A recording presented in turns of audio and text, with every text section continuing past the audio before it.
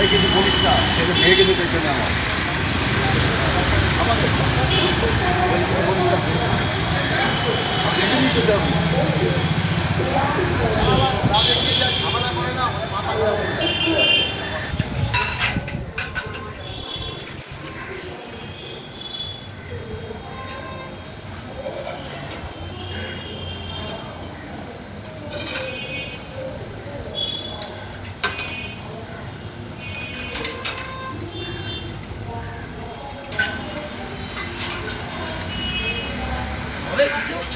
কত রিপোর্টার তোমার নিয়ে গেল এই ছবি করার পর, পয়সা কোথায় বার সরকার?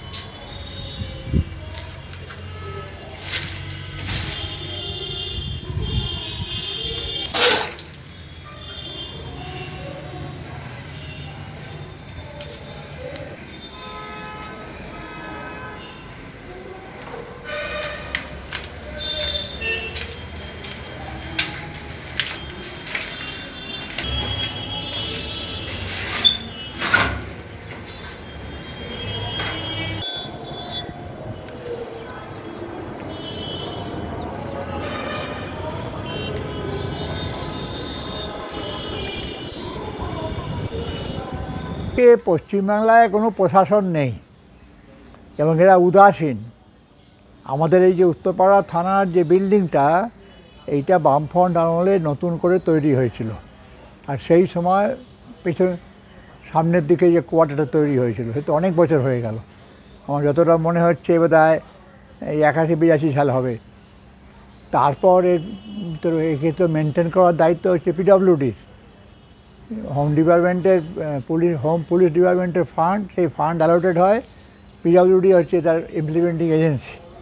তো সবাই ঘুমোচ্ছে, পশ্চিমবঙ্গে তো কোনো সরকার নেই, সুতরাং এদের কোনো দায়ও নেই, দায়িত্বও নেই। এখন সকলে মিলে আমাদের চেষ্টা করতে হবে যাতে এই পরিস্থিতিটার পরিবর্তন হয়, আবাসনটা যাতে বাসযোগ্য হয় তার চেষ্টা করতে হবে।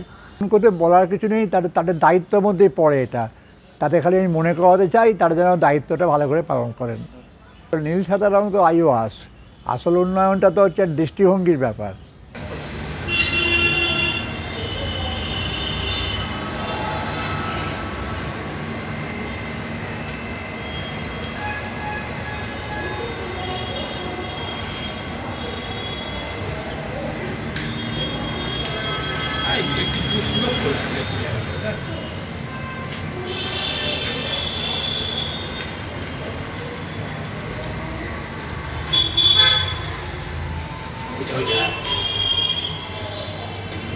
এই উত্তরপাড়া পুলিশ কোয়ার্টারে থাকি, গত 10 বছর ধরে রয়েছি।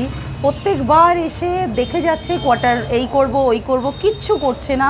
এরম অবস্থায় আর এরম যদি বৃষ্টি হতে থাকে যখন তখন ধসে পড়তে পারে, এরম একটা বিচ্ছিরি অ্যাক্সিডেন্ট হতে পারে যে মানুষের প্রাণ নিয়ে টানাটানি হয়ে যাবে। আমি জানি না কবে কি ঠিক করবে না করবে। জল চুয়ে চুয়ে ঘর ভরে যাচ্ছে, আর দোতলায় থাকি, এই কত জল বের করব।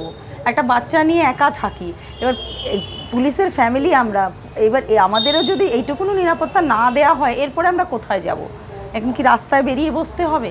এইটুকুনো বারবার আমার সরকারের কাছে নিবেদন, প্লিজ আপনারা একটু দেখুন। বারান্দাটা যাও একটু ছিল, ভেঙে দিয়ে চলে গেল যে ঠিক করবে বলে। আমাদের প্রত্যেক বছর এই আশ্বাসন দেওয়া হয় যে যে আমরা ঠিক করব, কিন্তু কোনো বছর কিচ্ছু করছে না, কিচ্ছু না। ইনফ্যাক্ট ফটো তুলছে প্রত্যেকবার ফটো তুলে বলছে আমরা করব, এখনও টাকা স্যাংশন হচ্ছে না। তো ভাঙার টাকা পেয়ে গেছে, পুরো ভেঙে নষ্ট করে দিয়ে গেল, পুরো বারান্দাটা ভেঙে চুরচুর করে দিয়েছে। আমরা কোনো কিছু করতে পারছি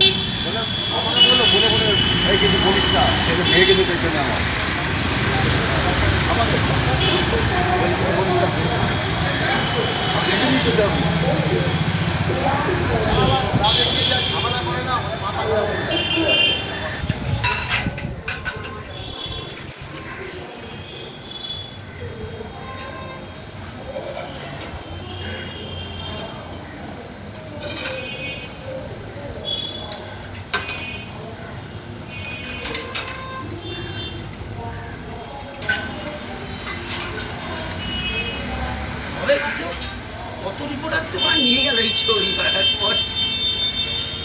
পয়সা কোথায় বাড়ছে সরকার?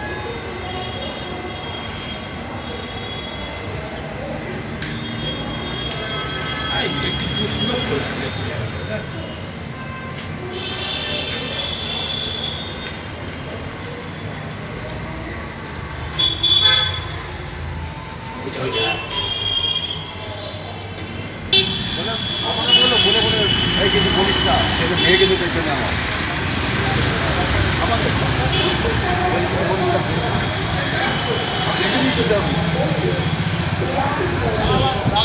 ঝামেলা করে না মাথা